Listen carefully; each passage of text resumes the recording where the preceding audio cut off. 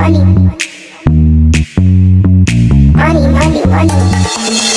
about my money.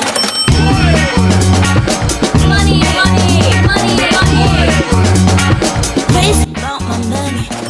Hello, what's up and welcome back to my channel where we talk about money. Your money, our money, money. So today we're going to be talking about how to get yourself on the property ladder. Because why? Because we need a place to live. We're always going to need a place to live.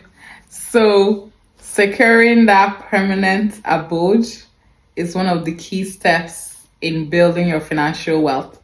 Whether you're in your early 20s, 30s, 40s, this video is for you if you are yet to get yourself on the property ladder.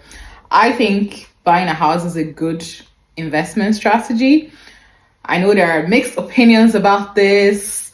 Some really rich people, if you watch those videos, they say that, oh, you don't need to just invest in stocks. But I think it's a great way to grow your wealth because it's a forced savings account. Like, you buy a house on a mortgage and you have to pay it every month. And more than likely, the house will appreciate in value over time, over the course of ownership. So this will increase your net worth.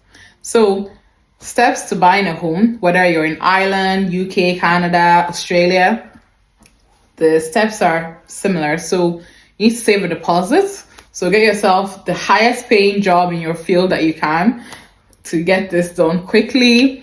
And then maybe when you're about a year out to buying your house, you need to get a permanent contract. So initial stages of saving for the deposit, if you can find a full-time permanent job that pays you well, and you like it, you can do that. But if you need to work in different jobs and do side hustles just to get that money in your bank account, then you need to get a permanent contract because your mortgage is going to be calculated based on the permanent contract, the regular income coming into your account.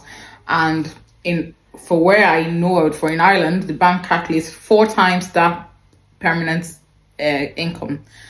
They will give you a mortgage, that's the maximum you can borrow. So 4 times that. So if you're earning 50,000, they will give you 4 times that. Some banks can increase the bank, give you 4.5, but it's not going to be more than 4 or 4.5 times that.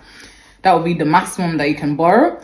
So then when you've gotten your permanent contract, you've worked your 6 months probation, and you now know how much is the maximum you can borrow, you can pick a city based on that range, because you can't go, for example, in Ireland, you can't go to Dublin with a 250,000 not income but budget, and you're looking for a 4-bed house.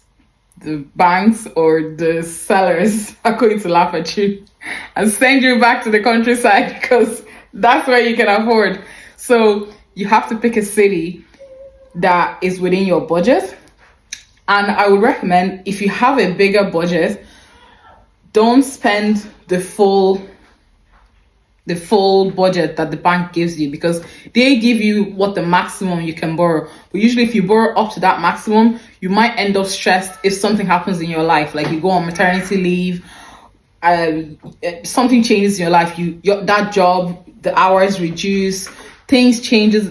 Sometimes when things change in your life, or the interest rates increase, it can become stressful to keep up with the payments. So just get something that's a little bit, maybe 2/3 of what find a house that's 2/3 of what the bank approve you of, so that you have room. It's just like when you do your budget, like living less on less than you make. And most importantly, your mortgage, your monthly payment has to be less than 25% of your income, your net income. Why? Because you have other things to do apart from paying for your house. You cannot get a mortgage that's 50% of your income. You have to live a life. So make sure that this is the most important part of this video. It's coming almost at the end. make sure that you get a mortgage that's less than 25% of your take home so that you can live. And then if you're buying a second-hand property, make sure you get a structural engineer to come look at that building before you buy it, because you can get screwed. Do not trust the sellers. Do not trust the real estate agents. They are trying to make a profit. So they will cover up mold and tell you that this house is good to go.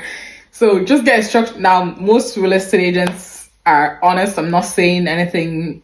I'm not saying that they're bad, but you need to protect yourself. So make sure that you get a structural engineer to make sure that the structure of that house is good. Don't be emotional when making a purchase of property.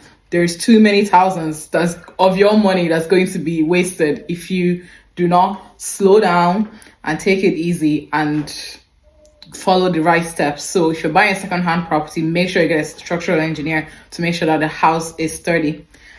And then, well, when you go to the bank and get a solicitor, you get your mortgage signed off, and you get your keys. And guess what? Enjoy your new house and make amazing memories.